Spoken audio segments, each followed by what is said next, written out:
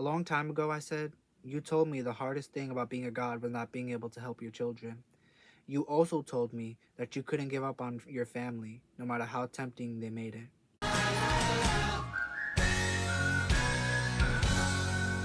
The Second Titan War has begun, and Camp Half-Blood must put everything on the line to save Olympus.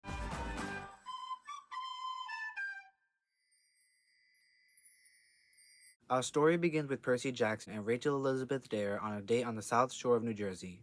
Rachel has invited Percy to tag along on her family vacation to St. Thomas. Her dad is being nice, so she'll go to Clarion Ladies Academy in the fall. Rachel wants him to come because she needs to talk to Percy about something, but Percy can't though. It's August, a week from his birthday, and the Titan War is looming. They're interrupted by the arrival of Blackjack and Charles Beckendorf, son of Hephaestus, landing on the car.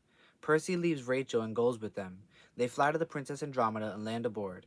Charles takes a look at a photo of his girlfriend, Selena Beauregard, daughter of Aphrodite. They're there to plant explosives to try and take out the invading army before it ever arrives in New York. When they hear voices coming, Percy goes back above deck to distract the monsters and demigods. Past the promenade, he runs into a giant crab, which he is able to defeat by sliding under its belly and striking its weak point. He keeps going, running into Luke/Kronos and a bunch more monsters. Percy fights the Titan Lord, and his strikes bounce harmlessly off of Luke. Then, Ethan Nakamaru and some giants bring forth a captured Beckendorf. They don't know that he already set the explosives. Percy has enough time to throw his sword and jump overboard just as Beckendorf hits the detonator. The explosion rips the boat to shreds as Percy sinks below the waves. No, God! Percy dreams about Mount Athris, where Krios, the Titan of the South, and his brother are watching images of the Titan's army's destruction across America. He also spots Nico, eavesdropping on them, warning Percy. Percy wakes up to Tyson greeting him at Poseidon's palace. Then, he takes him to see their dad. Poseidon is overseeing a war council with Delphin, the god of dolphins, Triton, his other son, and his wife/queen, Amphitrite. They leave and give Poseidon alone time with Tyson and Percy. At this point, Poseidon looks like an old man because of the toll the war is taking on his domain. Gods reflect the state of their domain, like how Pan, he faded away because of the destruction of the environment. He tells Percy that Beckendorf's sacrifice was a noble one, which I guess is true, but still sad. Then he tells Percy that it's time for him to hear the great prophecy and to head back to camp. He sends Tyson back to the forges, even though the young Cyclops would prefer to help in the fighting. Then, Percy leaves as Poseidon continues to fight against the army of Oceanus. Back at camp, Percy tells the others the bad news. There aren't as many campers as there were 4 years ago. Some were lost and others went over to Kronos' side. The few that remain are battle-hardened and tired. Selena is heartbroken to find out about Beckendorf. Clarice tries to console her.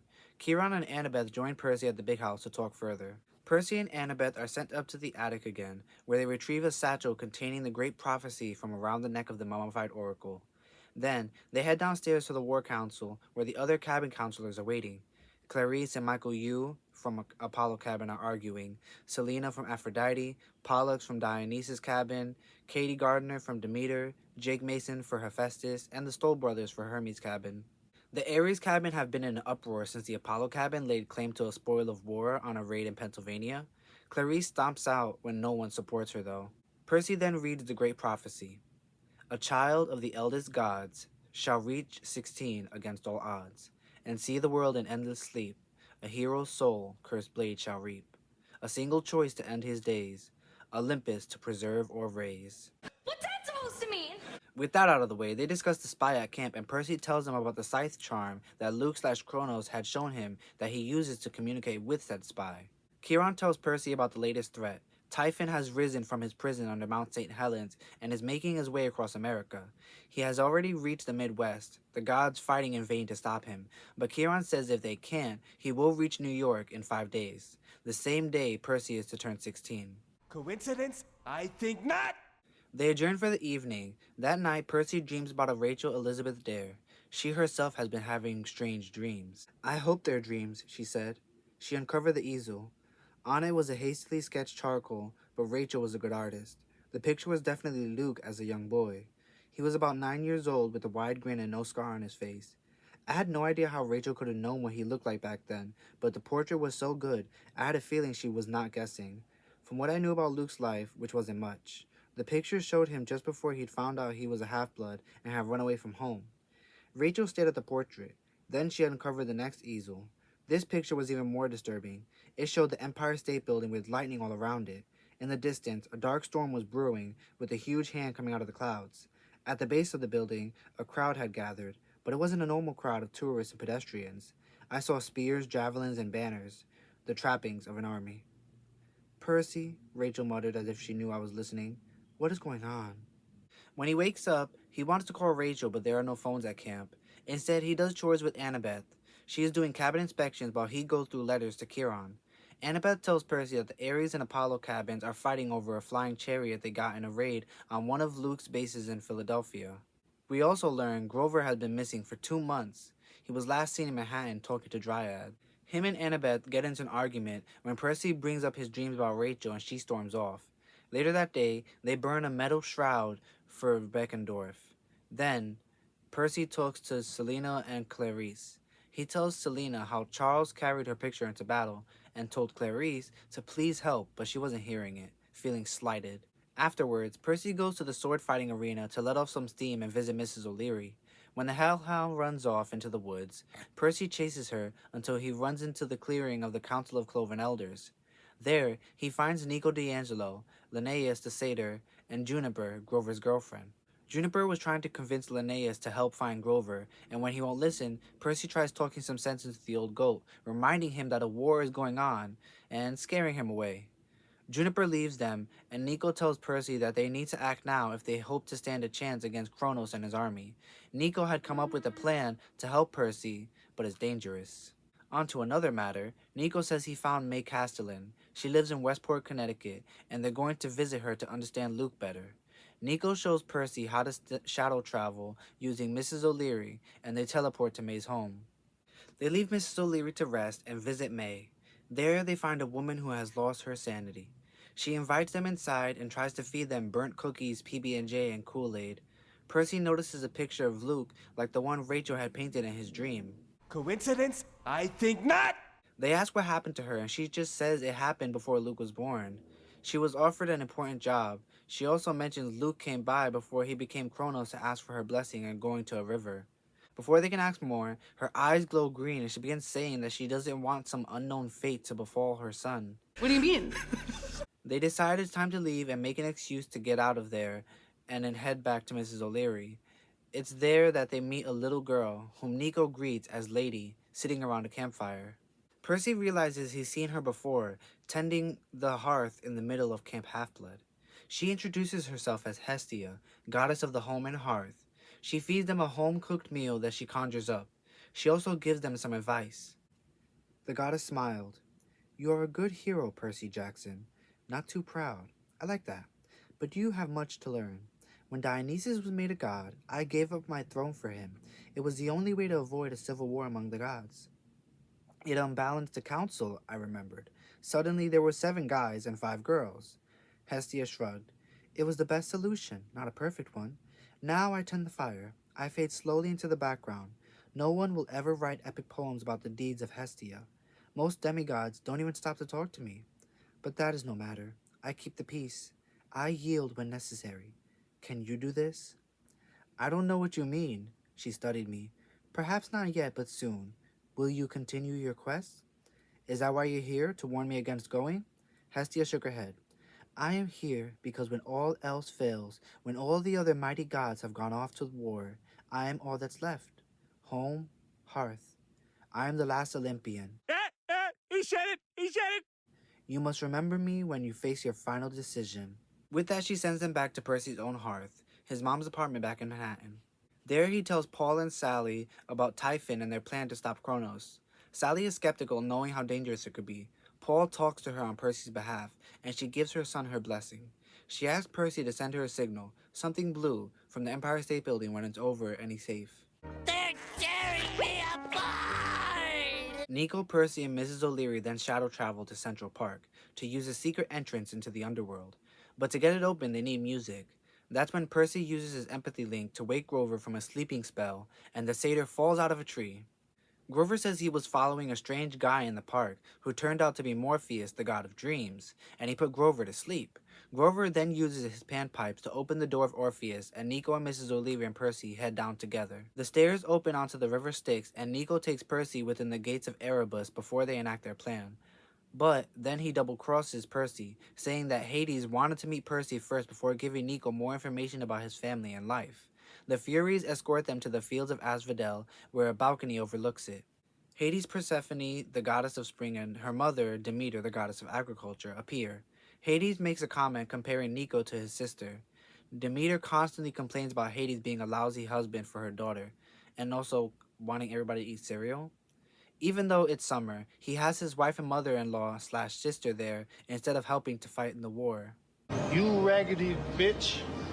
Hades keeps his promise to Nico and does tell him about his mother, Maria D'Angelo, who was from Venice, but that's all he tells him.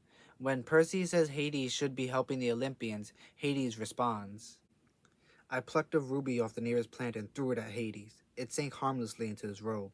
You should be helping Olympus, I said. All the other gods are fighting Typhon, and you're just sitting here, waiting things out. Hades finished. Yes, that's correct. When's the last time Olympus ever helped me, Half-Blood? When's the last time a child of mine was ever welcomed as a hero? Bah, why should I rush out and help them? I'll stay here with my forces intact. And when Kronos comes after you? Let him try. He'll be weakened, and my son here, Nico... Hades looked at him with distaste. Well, he's not much now, I'll grant you. It would have been better if Bianca had lived. But give him 4 more years of training. We can hold out that long, surely. Nico will turn 16, as the prophecy says, and then he will make the decision that will save the world, and I will be king of the gods. You're crazy, I said. Kronos will crush you right after he finishes pulverizing Olympus. He sends Percy to the dungeons, telling him he'll miss the trap being sprung that night. In his cell, Percy dreams about Rachel and St. Thomas, and then the dream shifts to show Typhon rampaging through St. Louis. Percy wakes up to Nico trying to help him escape. Nico puts a bunch of the undead guards to sleep, but it also makes him more and more tired. By the time they escape the palace, Percy is carrying a very tired Nico. As the alarms are raised, Mrs. O'Leary comes out of nowhere and gives the demigods a lift. They don't stop until they're back on the banks of the river Styx. Percy feeds Nico some ambrosia and asks the son of Hades how to do what they planned. They're interrupted by a ghost, the spirit of Achilles, warning Percy about how doing what Luke also did will make him invulnerable, but also vulnerable in unexpected ways. He also tells Percy to focus on a tether to the mortal world and then disappears. Percy thinks of a bungee cord sprouting from his back. He walks into the river and begins burning, losing himself to the current. But then he thinks of Annabeth pulling him out, and he comes out of the river, his skin red from the Styx.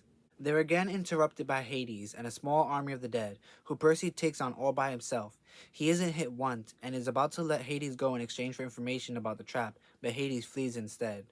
That's when Percy notices that there's a bunch of bullet holes and cuts and scrapes all over his clothes, but not on his body. Percy tells Nico to stay behind and try to convince his dad to join the battle, and reluctantly he agrees. Then Percy and Mrs. O'Leary zoom up the stairs back to the door of Orpheus and emerge onto Central Park. In the tunnel to the surface, Percy uses his mom's cell phone to leave a voicemail for Annabeth, telling her to bring all the campers to Manhattan. Once outside, he takes a taxi downtown, nobody in Manhattan noticing the hellhound running behind. It's New York, certainly not the strangest thing. He arrives at the Empire State Building by late afternoon, just as 3 white vans pull up, unloading about 40 campers. The doors slid open. A bunch of campers climbed out, some of them looking a little green from the long drive. I was glad so many had come. Pollux, Selena Beauregard, the Stoll brothers, Michael Yu, Jake Mason, Katie Gardner, and Annabeth, along with most of their siblings. Chiron came out of the last van. His horse half was compacted in his magic wheelchair, so he used a handicap lift. The Ares cabin wasn't here, but I tried not to get too angry about that. Clarice was a stubborn idiot. End of story. I did a head count. 40 campers in all. Not many to fight a war, but it was still the largest group of half-bloods I'd ever seen gathered in one place outside camp. Everyone looked nervous, and I understood why. We were probably sending out so much demigod aura that every monster in the northeastern United States knew we were here. As I looked at their faces, all these campers I'd known for so many summers, a nagging voice whispered in my mind, one of them is a spy. But I couldn't dwell on that. They were my friends. I needed them. Then I remembered Kronos' evil smile. You can't count on friends. They will always let you down.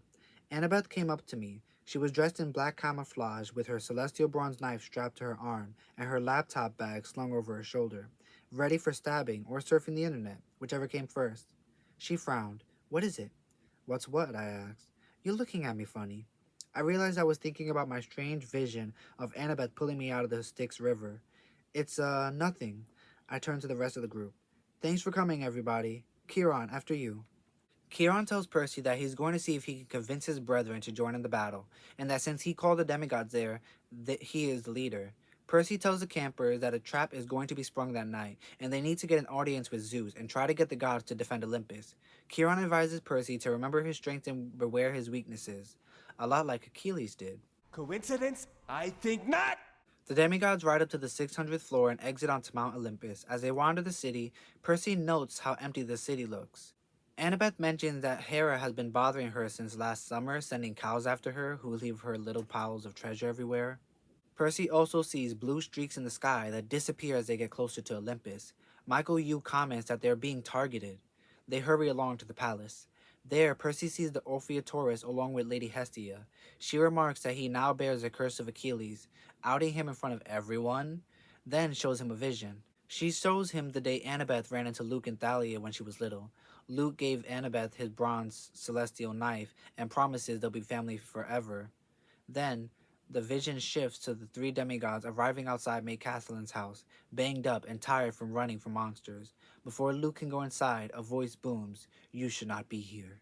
Then the vision fades and Percy is back in the throne room. Hermes arrives, the same voice from the vision. Percy and Annabeth send the other demigods to scout the city, putting the Stoll brothers in charge, in front of their dad. They try to tell Hermes about the trap. My lord, Annabeth said, Kronos is going to attack New York. You must suspect that. My mother must have foreseen it.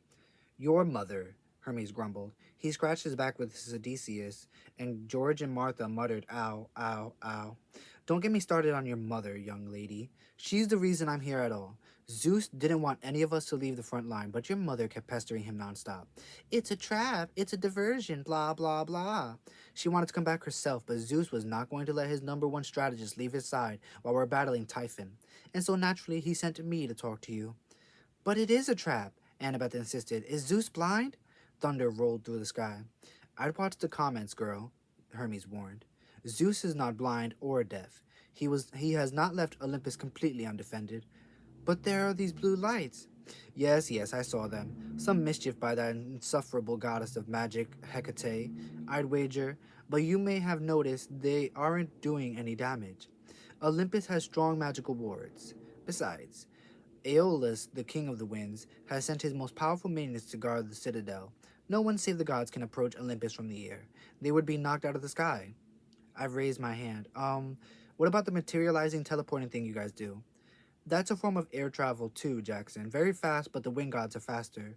No, if Cronus wants Olympus, he'll have to march through the entire city with his army and take the elevators. Can you see him doing this? He is adamant that the gods cannot interfere, they're too preoccupied dealing with Typhon, and they're not even at full power. Poseidon fights his own battle, and Hades sits in the underworld with Persephone and Demeter. Annabeth asks if her mother left a message for her. Athena did tell Hermes to tell her to try Plan 23, and to tell Percy to remember the rivers. Annabeth tries apologizing for what happened to Luke, but Hermes does not want to hear anything from her, blaming her, and then he disappears. Annabeth cries for a bit at the feet of her mother's throne, then realizes Percy bathed in the river Styx. Percy asks her about Plan 23, which she explains is one of Daedalus's inventions. They're interrupted by the arrival of the Stoll brothers telling them they need to see something. At the edge of Olympus, as the demigods look down upon Manhattan, they realize that there's no noise coming from it. Morpheus put everyone in Manhattan to sleep. The invasion has begun.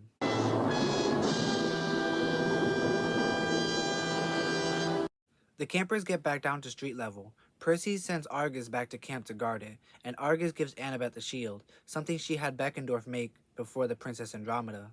It uses natural light to create a reflection to see anywhere in the world. They take a look around the perimeter of the island where they learn that Kronos' army had boats coming across the East River and the Hudson, as well as more monsters and demigods marching through the Lincoln Tunnel. Well, we're boned. What's happening with the mortals outside Manhattan, I said. Is the whole state asleep? Annabeth frowned. I don't think so, but it's strange. As far as I can tell from these pictures, Manhattan is totally asleep. Then there's like a 50-mile radius around the island where time is running really, really slow. The closer you get to Manhattan, the slower it is. She showed me another scene, a New Jersey highway. It was Saturday evening, so the traffic wasn't as bad as it might have been on a weekday. The drivers looked awake, but the cars were moving at about 1 mile per hour. Birds flew overhead in slow motion. Kronos, I said. He's slowing time. Hecate might be helping, Katie Gardner said. Look how the cars are all veering away from the Manhattan exits, like they're getting a subconscious message to turn back. I don't know. Annabeth sounded really frustrated. She hated not knowing. But somehow, they've surrounded Manhattan in layers of magic. The outside world might not even realize something is wrong. Any mortals coming towards Manhattan will slow down so much they won't know what's happening. Like flies in amber, Jake Mason murmured. Annabeth nodded. We shouldn't expect any help coming in. Percy tells them that they will hold Manhattan, and he will take care of the boats. He gives the rest of the campers orders. Just leave it to me, I said. We need to guard the bridges and tunnels. Let's assume they'll try a midtown or downtown assault, at least on their first try. That would be the most direct way to the Empire State Building. Michael, take Apollo's cabin to the Williamsburg Bridge. Katie, Demeter's cabin to the Brooklyn Battery Tunnel. Grow thorn bushes and poison ivy in the tunnel. Do whatever you have to do, but keep them out of there. Connor, take half of Hermes' cabin and cover the Manhattan Bridge. Travis, you take the other half and cover the Brooklyn Bridge. And no stopping for looting or pillaging. Aww, the whole Hermes cabin complained. Selena, take the Aphrodite crew to the Queens Midtown Tunnel. Oh my gods, one of her sisters said. Fifth Avenue is so on our way. We could accessorize and monsters like totally hate the smell of Gavinci. No delays, I said. Well, the perfume thing if you think it'll work. 6 Aphrodite girls kissed me on the cheek in excitement.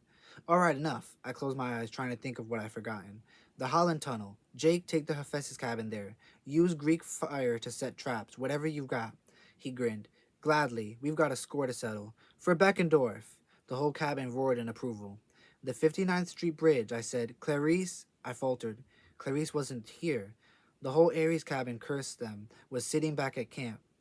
We'll take that. Annabeth stepped in, saving me from an embarrassing silence. She turned to her siblings. Malcolm, take the Athena cabin. Activate Plan 23 along the way, just like I showed you. Hold that position. You got it. I'll go with Percy, she said. Then we'll join you, or we'll go wherever we're needed. When Percy forgets the Lincoln Tunnel, a girl's voice calls out to help. It's Thalia Grace and the Hunters of Artemis.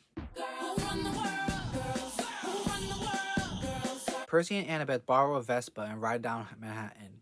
They stop to help sleeping mortals along the way, and Annabeth has them pull over at Madison Square Park. She goes up to a statue.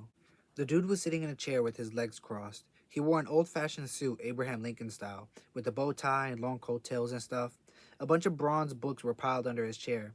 He held a writing quill in one hand and a big metal sheet of parchment in the other.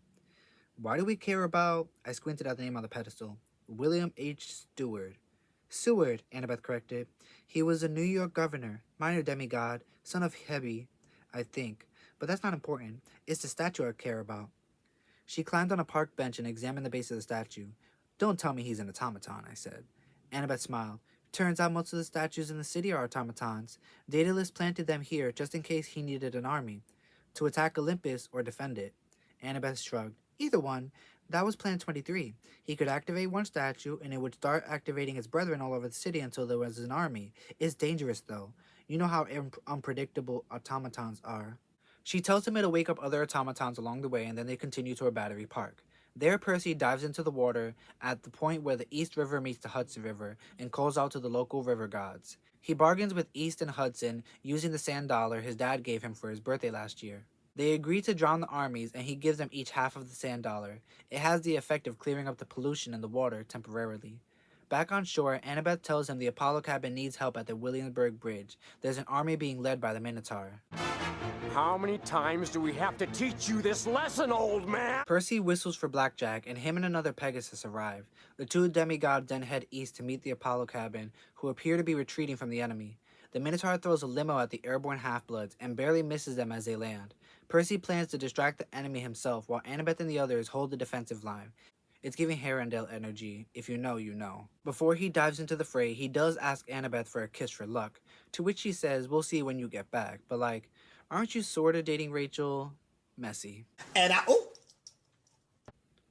Percy makes quick work of the Minotaur and then faces the rest of the army on his own, driving them back toward Brooklyn as the sun rises. Then he sees the reinforcements waiting on the other side, led by Kronos himself. Percy orders a retreat, but it's too late. The enemy is upon them and the demigods fight to survive. In the middle of the battle, as Ethan Nakamura goes to strike Percy in his back, Annabeth comes to his aid, saving him without even knowing that that was his weak spot. She takes a blade to her arm. Percy calls for Blackjack, who flies down and scoops up Annabeth, and they soar away. Percy faces Kronos one-on-one, but the Titan strikes the ground, sending everyone careening back from the blast. Most of the Apollo campers have retreated, except for Michael Yu, who continued to shoot arrows nearby. He tells Percy to use his powers to break the already weakened bridge, which he does, creating a chasm in the middle of the bridge. Percy goes to thank Michael, but he's gone. No, God! But there's little time to mourn, as he gets a call on his mom's cell. Selena tells him to come to the Plaza Hotel and bring an Apollo camper to help heal Annabeth. He grabs Will Solace, and together they borrow a motorcycle and ride uptown to the hotel. The hotel is being used as a headquarters for the demigods.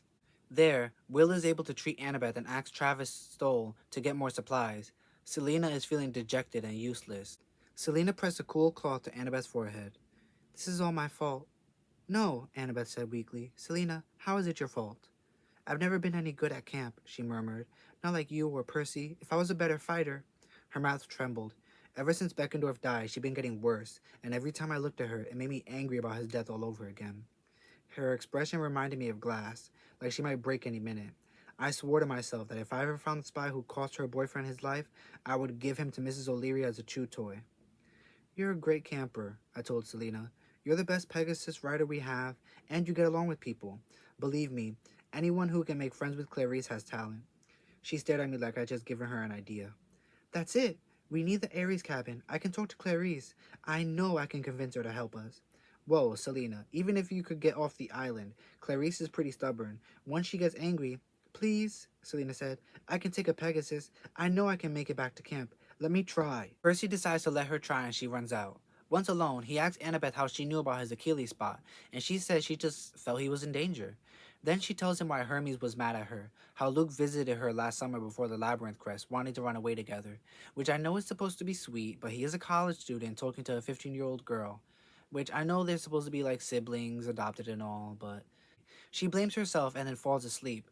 Grover arrives and Percy goes to talk to him. The satyr updates Percy about the nature spirits that he helped to mobilize and how they protected Upper Manhattan. Thalia comes in and mentions the appearance of another Titan spotted on the Jersey Shore, and that Kronos seemed to retreat at dawn, like he needed time to regenerate after each battle. Also, monsters are stronger at night. She also says Typhon was last spotted crossing the Ohio River Valley and should arrive in 2 days. Percy rests for the day, dreaming about Nico in the gardens of Persephone, communing with Bianca's spirit, who tries to warn him about contacting their mother. He presses on, and a scene appears before him, showing the day his mother died by Zeus's hand. They were at a hotel, Hades trying to warn that he needed to protect the children from the agreement he made with Zeus and Poseidon. He doesn't trust sending them to Camp Half-Blood. Zeus struck the hotel with lightning, and Hades barely had enough time to protect the children. Their mother was lost. Then he orders Alecto to wash away their memories in the river of forgetfulness, the Lethe, and take them to Las Vegas. Then a little girl appears, the Oracle of Delphi, taunting Hades about how she warned him. Hades lashes out, cursing her to never die, and never pass on the spirit to another, as long as his children are outcast. That's why she is a mummy. Oh yeah, it's all coming together. The scene disappears and Hades is standing before Nico, demanding to know what he is doing. The dream shifts to Rachel Elizabeth Dare, writing Perseus in the sand in ancient Greek. She runs to her father, saying they have to get back to New York. She has a message for Percy. She promises to go to Clarion Ladies Academy if he does, and he gives in. Percy is woken up by Thalia saying a Titan wants to meet under a flag of truce. He meets with Prometheus, the Titan of Forethought, also an Impulsa, a Hyperborean, an Ice Giant, and Ethan Nakamura. They want him to give up and to let them take Olympus, because the gods' power is tied to their thrones, and that if they were to usurp them, then they would take them out. Ethan interjects, talking about how he was never recognized at camp. He sounded just like Luke when he tried to kill me in the woods at camp 4 years ago. The memory made my hand ache where the pit scorpion had stung me. "Your mom's the goddess of revenge," I told Ethan. "We should respect that." "Nemesis stands for balance. When people have too much good luck, she tears them down, which is why she took your eye." "It was payment," he growled. "In exchange, she swore to me that one day I would tip the balance of power. I would bring the minor gods respect, and I was a small price to pay." Great mom. At least she keeps her word, unlike the Olympians. She always pays her debts, good or evil. Then Prometheus shows Percy a vision of the day Luke, Thalia, and Annabeth met Hermes.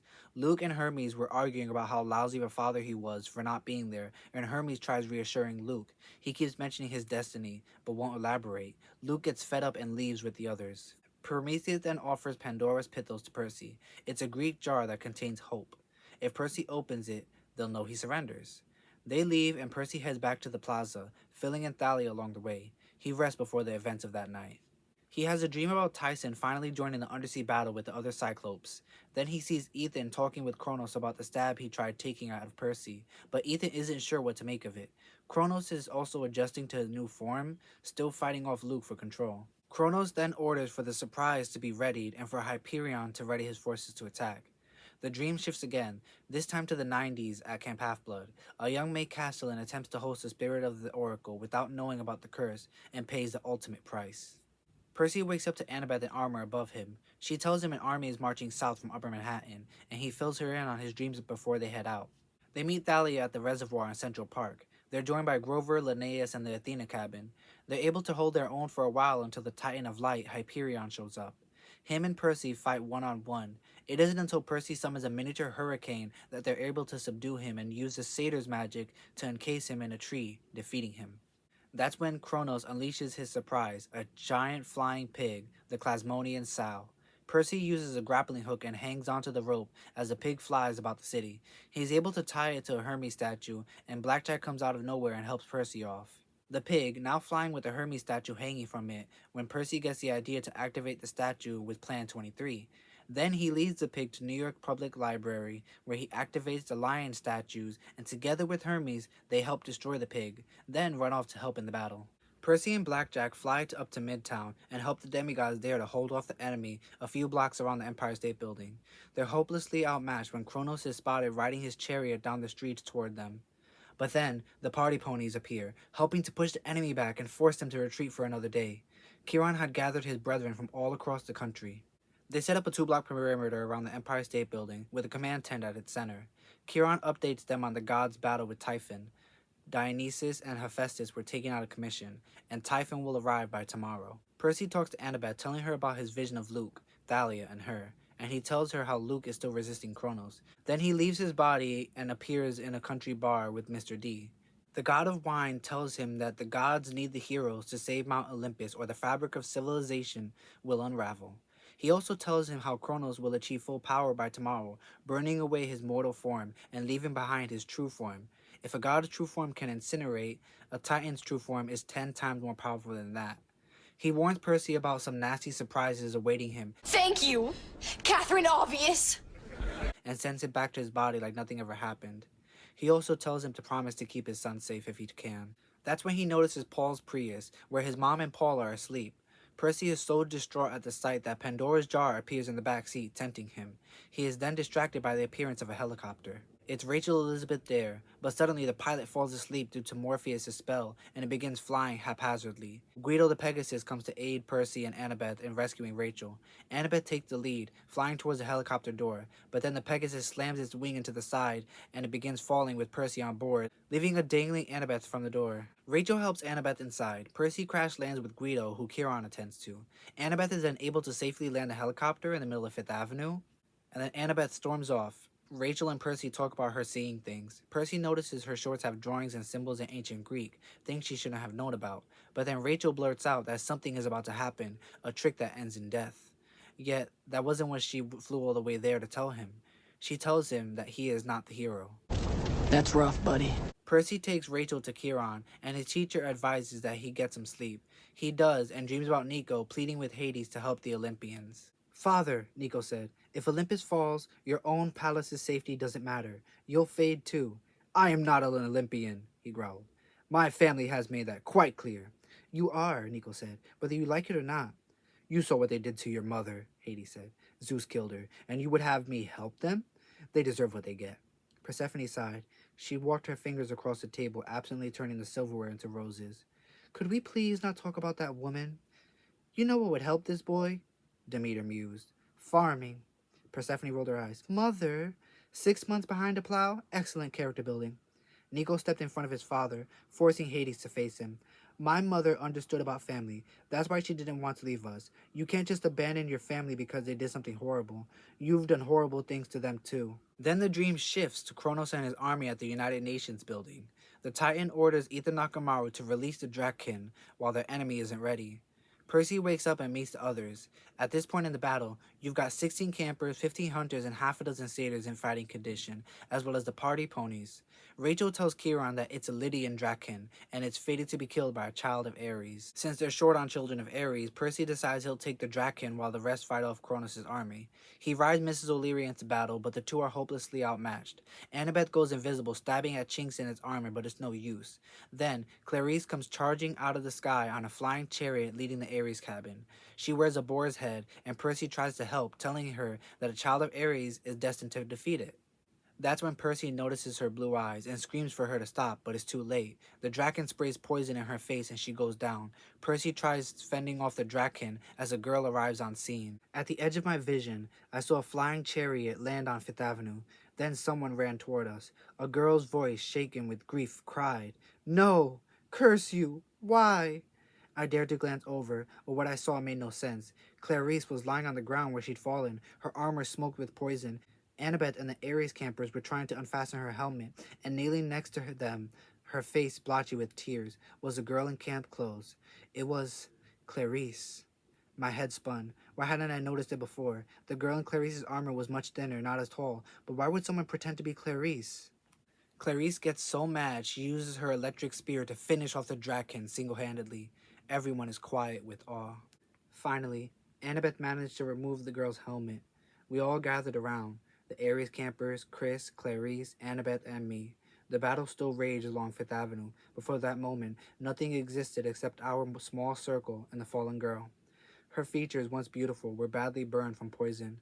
I could tell that no amount of nectar or ambrosia would save her. "Something is about to happen," Rachel's words rang in my ears. "A trick that ends in death." Now I knew what she meant, and I knew who had led the Ares cabin into battle. I looked down at the dying face of Selena Beauregard. No! God, please, no! No! No! No! Selena was the one who donned Clarice's armor and tricked the Ares cabin into coming to their aid. That's when they noticed her silver scythe amulet. She was the spy. Luke was blackmailing her the whole time. She dies in Clarice's arms.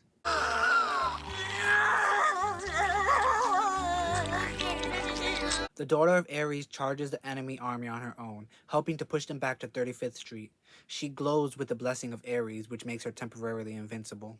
I love this scene for the way it mirrors the Trojan War, how Achilles rode around with the body of Hector. Clarice rides around with the body of the Draken, heartbroken and angry just like Achilles was. It's about the parallels. Anyway, the campers retreat themselves. Percy asks Mrs. O'Leary to do him a favor and she leaves. He decides to go up to Olympus to help set up the final defense. He sees Linnaeus pass away in Grover's arms, the satyr turning into a laurel sapling. Grover is going to take it up to Olympus to plant in the gardens. A brave man going in the line of duty like that! So it's the old gang riding up to Olympus together. Percy, Annabeth, and Grover arrive at their floor to a depressing sight. Depressing is not a word that I usually describes Mount Olympus, but it looked that way now. No fires lit the braziers, the windows were dark, the streets were deserted, and the doors were barred. The only movement was in the parks, which had been set up as field hospitals. Will Salas and the other Apollo campers scrambled around, caring for the wounded. Naiads and dryads tried to help, using nature magic songs to heal burns and poison. They arrive at the palace to find the Ophiutorus Hestia, and are surprised to find Rachel of all people there, at the foot of Zeus's throne, holding Pandora's jar. Annabeth and Grover leave, so Percy can talk with her. Percy introduces Rachel to Hestia, who imparts some wisdom. "Lady Hestia," I said. "Hello, Percy Jackson," the goddess murmured. "Getting colder, harder to keep the fire going." "I know," I said. "The Titans are near." Hestia focused on Rachel. "Hello, my dear. You've come to our hearth at last." Rachel blinked. "You've been expecting me?" Hestia held out her hands, and the coals glowed. I saw images in the fire. My mother, Paul, and I eating Thanksgiving dinner at the kitchen table. My friends and me around the campfire at Camp Half-Blood, singing songs and roasting marshmallows. Rachel and me driving along the beach in Paul's Prius. I didn't know if Rachel saw the same images, but the tension went out of her shoulders. The warmth of the fire seemed to spread across her. "To claim your place at the hearth," Hestia told her, "you must let go of your distractions. It is the only way you will survive. Rachel dumps Percy right there, admitting that they're just not destined for each other and that he's a distraction. Annabeth and Grover arrive, and Percy decides to give Hestia Pandora's jar. Hestia, I said, I give this to you as an offering. The goddess tilted her head. I am the least of the gods. Why would you trust me with this? You're the last Olympian, I said, and the most important. And why is that, Percy Jackson? Because hope survives best at the hearth, I said. Guard it for me, and I won't be tempted to give up again. The goddess smiled. She took the jar in her hands, and it began to glow. The hearth fire burned a little brighter. Well done, Percy Jackson, she said. May the gods bless you. That's what I'm talking about! That's why he's the MVP! That's why he's the GOAT! The GOAT! Then he goes to his father's throne to pray to Poseidon. He tries convincing his dad to abandon his palace and help defend Olympus, reminding the sea god that this is his home. Then the trio hustle downstairs to meet Kronos for the final battle. They arrive too late, their army in disarray. Clarice is frozen, and Chiron faces Kronos one-on-one, but he's quickly cast aside, thrown into a building and buried in rubble. As Thalia and Percy try digging him out, Annabeth charged Kronos, only for Percy to pull her back. Then Mrs. O'Leary appears down the street with Nico, and is quickly joined by Hades, Persephone, and Demeter. Kronos, tired of the distraction, collapses the magical borders to surround just the Empire State Building, his vanguard, and our gang of heroes. The rest of Manhattan begins to wake, including Sally and Paul. Hades raises an undead army to fight the Titans' army. Paul picks up a sword and is able to hold his own as Sally grabs a shotgun and begins blasting monsters. Wait, I started blasting. Bang! Bang! Inside the barrier, Kronos and Ethan make their way to the elevators as his vanguard fights off Percy, Thalia, Grover, and Annabeth. They fight off the giants. Percy orders Mrs. O'Leary to dig out Chiron, and together with his friends by his side, runs towards the elevators. They arrive as the bridge connecting Olympus to the elevators begins crumbling, barely making it across. Together, they run through an Olympus in ruins, and as they pass by statues of Zeus and Hera, the Hera statue threatens to fall on Percy and Annabeth, but Thalia pushes them out of the way. She is pinned beneath and urges the others to go on without her. They leave her behind, finding Kronos in the palace. Hestia and Rachel are nowhere to be seen. Percy engages the Titan Lord in combat. Kronos turns his scythe into Backbiter again. Ethan fights off Annabeth as Grover places reed pipes to instill strength in the two. Percy is pushed back to the throne of Hephaestus, activating his defense mechanism, which he narrowly avoids and instead strikes Kronos, causing him to drop Backbiter. Cracks appear in the floor of the palace, revealing a long drop below. Annabeth tries going to Luke, but is flung back to her mother's throne by Kronos' power. Percy convinces Ethan that the minor gods do deserve better, but not like this. Ethan then goes to strike Kronos, but his sword shatters, shrapnel is embedded in his stomach, and he falls through a fissure to his death. Kronos moves on like Ethan didn't even exist, I hate you so much. fighting Percy some more, and then freezing him in time to gloat. It's too late, Percy Jackson, he said. Behold. He pointed to the hearth, and the coals glowed. A sheet of white smoke poured from the fire, forming images like an iris message. I saw Nico and my parents down on Fifth Avenue, fighting a hopeless battle, ringed in enemies. In the background, Hades fought from his black chariot, summoning wave after wave of zombies out of the ground, but the forces of the Titans' army seemed just as endless. Meanwhile, Manhattan was being destroyed. Mortals, now fully awake, were running in terror. Cars swerved and crashed. The scene shifted, and I saw something even more terrifying. A column of storm was approaching the Hudson River, moving rapidly over the Jersey shore. Chariots circled it, locked in combat with the creature in the clouds.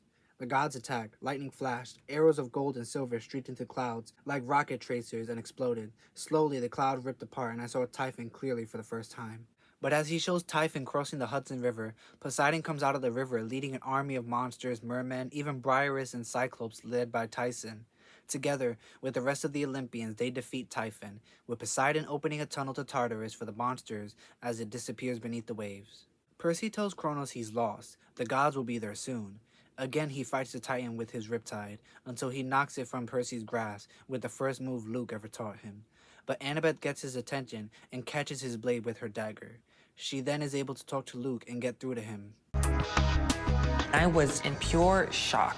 That's when Luke fights to hold off the Titan as his body begins to glow. He's close to completely becoming Kronos. He asks Annabeth for the knife. At first, Percy doesn't want her to get too close, but eventually he relents, and Luke stabs the blade into his upper arm, striking his Achilles spot. In a blast of energy, Kronos is expelled from his body, leaving a dying Luke behind. Now in this moment, Luke asks Annabeth if she loved him, and she says like a brother, and I'm just trying to be optimistic here and hope Riordan intended for that kind of love to be what Luke meant. Anyway, Luke dies sacrificing himself, dying a hero in the end.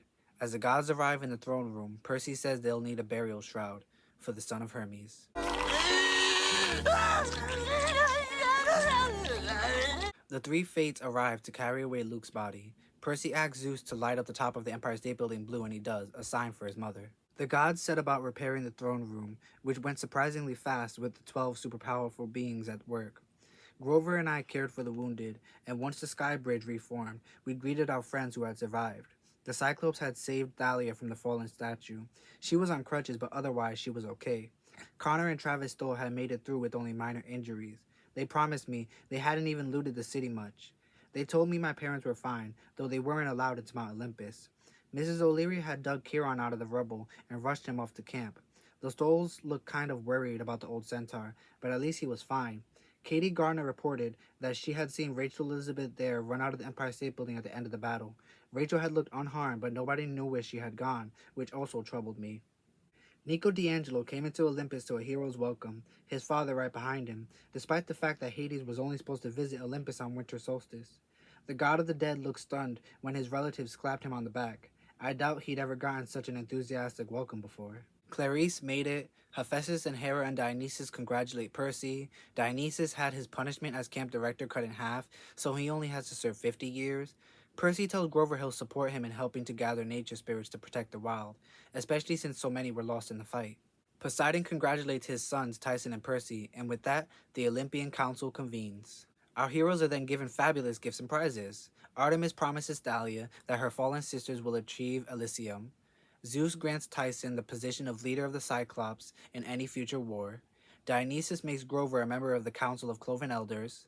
Athena assigns Annabeth with the task of redesigning Olympus, and Poseidon and the gods begrudgingly agree to Percy's demands. He turns down immortality in favor of the gods recognizing and claiming their children by their 13th birthday. No more unclaimed kids at camp, ever. That's what I'm talking about! That's why he's the MVP!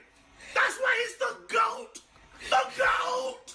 The gods agree, swearing on the river Styx, and the demigods leave. As they do, Percy stops to talk with Hermes, apologizing for calling him a bad father. He must have known not just that Luke would turn evil, but that he would save the world in the end, and Hermes couldn't interfere in his fate. Percy asked what happened to the Titans. In hiding, Hermes said. Prometheus sent Zeus a message with a bunch of excuses for supporting Kronos. I was just trying to minimize the damage, blah blah. He'll keep his head low for a few centuries if he's smart. Krios has fled, and Mount Othrys has crumbled into ruins. Oceanus slipped back into the deep ocean when it was clear Kronos had lost. Meanwhile, my son Luke is dead. He died believing I didn't care about him. I will never forgive myself. Hermes slashes Odysseus through the mist. The iris picture disappeared. A long time ago, I said, you told me the hardest thing about being a god was not being able to help your children. You also told me that you couldn't give up on your family, no matter how tempting they made it. He tells Hermes he believes the gods are capable of change, even after 3,000 years. He talks to Athena before he leaves, the goddess begrudgingly accepting him as her daughter's close friend.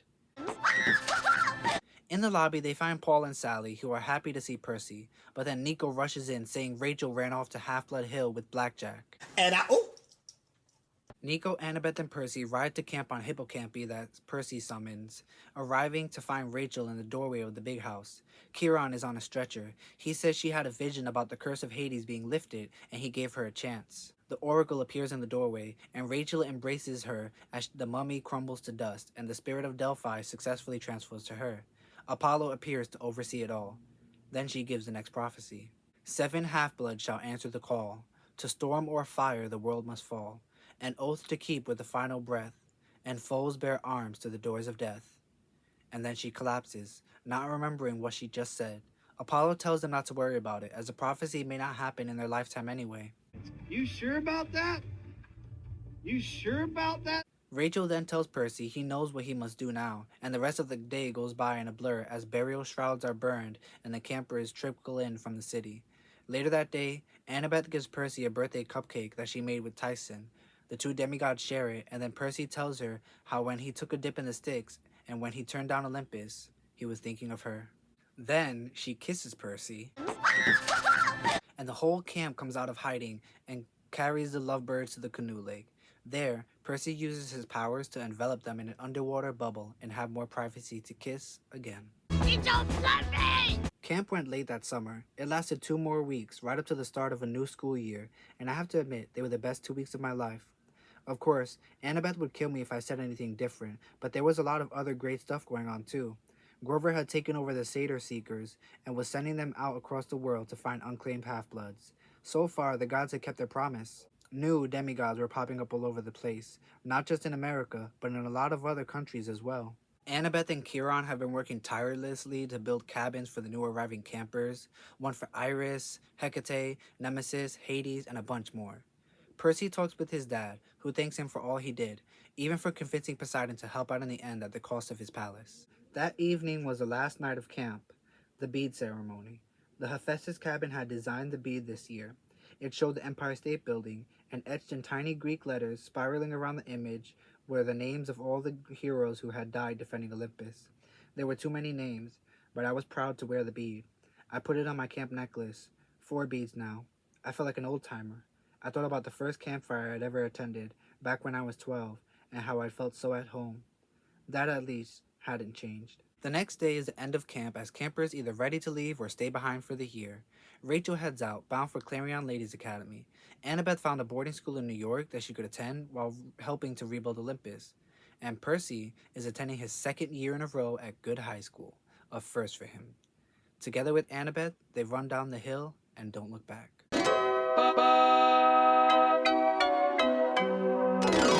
Something that always comes to mind when reading these books is the parents who will have to be notified that their children won't be coming home from camp that summer. Sure, there are some mortals who have the sight and know why, but there are just as many parents who won't know the truth, and it breaks my heart every time. Charles, Selena, Michael, Luke, too many unnamed fallen. The campers really gave it their all in this final battle, and not for maintaining the status quo, but to challenge it and make real change in their lives. The camp is expanding to accommodate everyone. The gods have to at least show up. They have to claim their child to the world. Percy and Annabeth have begun a budding relationship. Rachel realized she is their romantic in the next oracle, and Grover became a Cloven Elder. There is much to celebrate, and yet the next great prophecy looms over their head. What could it mean? I know what it means, but we'll get to it when we get to it.